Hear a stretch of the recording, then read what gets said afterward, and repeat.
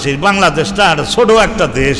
এই দেশের মধ্যে 17-18 কোটি লোক, 17-18 কোটি মানুষ, লক্ষ লক্ষ সমস্যা।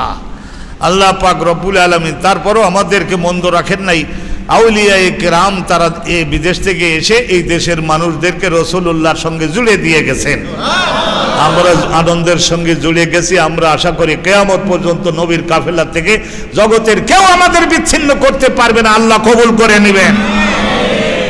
তো জুম্মার নামাজটা যতদিন পৃথিবীতে থাকবে ততদিন পর্যন্ত ইসলাম টিকে থাকবে।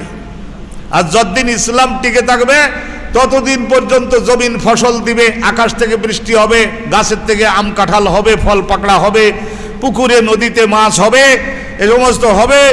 অনুরূপভাবে চন্দ্র সূর্য উদিত হবে, আকাশ পৃথিবী আল্লাহ ঠিক রাখবেন যতদিন পর্যন্ত আল্লাহর ইবাদত থাকবে। আর ইবাদত